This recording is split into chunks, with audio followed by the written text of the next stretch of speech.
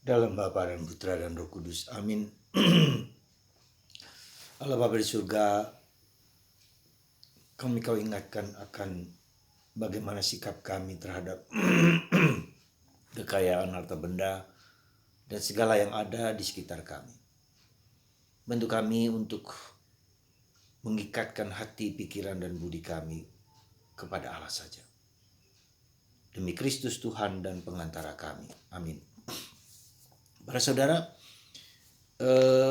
kita mulai melihat bahwa Yesus mengajarkan bagaimana sikap kita terhadap daya tarik, daya pesona, kekayaan, harta, kekuasaan. Sesuatu yang menyenangkan, mengenakkan, dan menggembirakan. Kekuasaan, harta, barang-barang duniawi. Nah, itu punya daya tarik, daya pesona yang luar biasa. Karena itu membuat kita menjadi lebih nyaman, lebih enak. Menjadi kita lebih mudah dalam mendapatkan sesuatu kesenangan. Dan Yesus mengingatkan kita akan bahaya itu.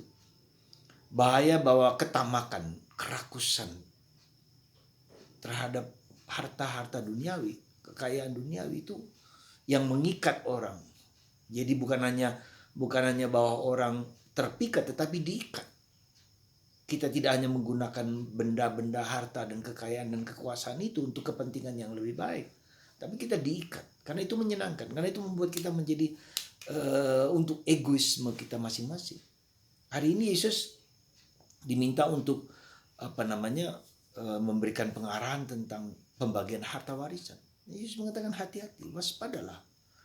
Ya, kehidupan kita tidak tergantung dari harta benda yang kita miliki. Dan teruslah untuk mencari kekayaan surgawi, kekayaan yang di atas. Karena itu yang abadi. Yang kita cari, yang kita dapatkan ini tidak abadi. Ya. Dan itu kehidupan kita tidak tergantung dari harta benda itu, tidak tergantung. Karena itu maka para saudaraku terkasih, di zaman yang yang sangat kuat pengaruh hedonisme, ya, kuat pengaruh akan daya pesona dan daya pikat dari harta benda. Dan itu kita cari dan kita kejar. Tentu tidak mudah, tentu tidak gampang karena kita juga butuh untuk kehidupan kita. Tetapi jangan lupa bahwa itu tidak pernah dan tidak pernah boleh dapat mengikat batin kita, pikiran kita, sehingga kita menjadi tidak berdaya lagi ketika tidak ada itu semua. Ya, itu yang saya kira perlu kita renungkan sehari-hari. Di manakah hatiku? Di manakah hatiku? Disitulah hartaku. Hatiku di mana? Entah pada pekerjaan, pada hidup, pada apapun juga. Ya. Nah, untuk itulah Yesus mengingatkan kita kembali supaya kita hati-hati terhadap sikap batin kita, terhadap realitas kehidupan yang mempesona kita.